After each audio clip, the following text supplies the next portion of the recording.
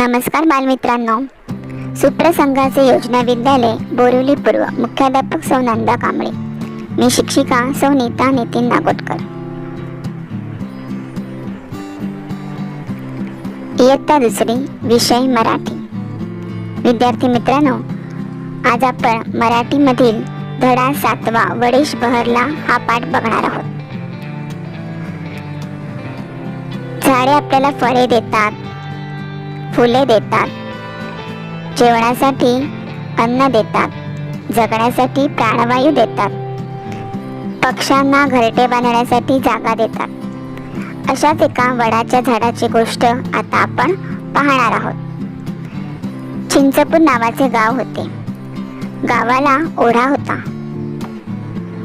तिथे एक झाड होते। झाडाचे नाव होते वडेश। वडेश उंच उंच वाढला होता, जणू काही आभाळाला भिडला होता। आजूबाजूला खूप खूप पसरला होता। फांदी फांदीवर पानेच पाने होती। पाने हिरवीगार होती।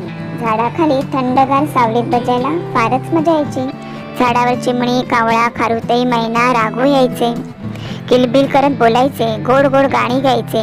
वडेशला पाखरांची भाषा समजायची। तो पानांची सळसळ करून बोलायचा आणि फडफड करून रागवायचा। पाखरांना पिले होती। चिमणीचे पिल्लू होते चिनू, कावळ्याचे पिल्लू होते कानू, पोपटाचे पिल्लू होते पिनू। पिल्ले लपाछपी खेळत, पारंबी पकडून झोके घेत, खूप दंगा करत दुपारी वडेशची झोप मोडायची। तो वैतागून जायचा, पिल्लांवर रागवायचा। पिल्लांना सांगायचा, उडा उंच भूर भूर, जा खूप दूर दूर, करता खूप कट कट, निघा इथून झटपट। पिल्लांना वडेशचा राग यायचा। ती वडेशचे नाव आईबाबांना सांगायची। नेहमी नेहमी पिल्लांचे बोलणे ऐकून पाखरांना वडेशचा राग आला। अचानक पाखरे दूर निघून गेली। इथे कोणी बोलायला नाही, कोणी खेळायला नाही, आता काय करावे? वडेशला एकटे एकटे वाटू लागले। हिवाळा संपला, ऊन तापू लागले। फांदीवर तांबूस कोवळे अंकुर दिसू लागले। ते हळूहळू मोठे झाले, मग पोपटी होत गेले। कोवळी पाने दिसू लागली, पाने हिरवीगार झाली।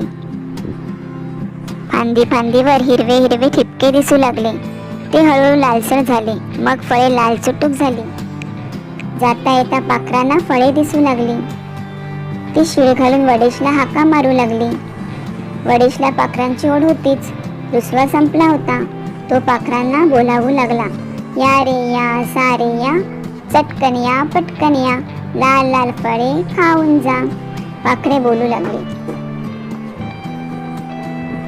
येतो येतो पटकन येतो, हसत नाचत चटकन येतो, गाणी गात गात येतो, लाल लाल फळे खातो। पाखरे वडेश जवळ आली, नवी घरटी बांधली, वडेश जवळ राहू लागली। वडेशला खूप आनंद झाला। मोठी झालेली पिले पाहून वडेश बहरून आला। काय मुलांनो, आवडली ना गोष्ट? आता हा धडा तुम्ही 2 वेळा वाचायचा आहे आणि धड्याखालील वर्गकार्य पूर्ण करायचे आहे। धन्यवाद।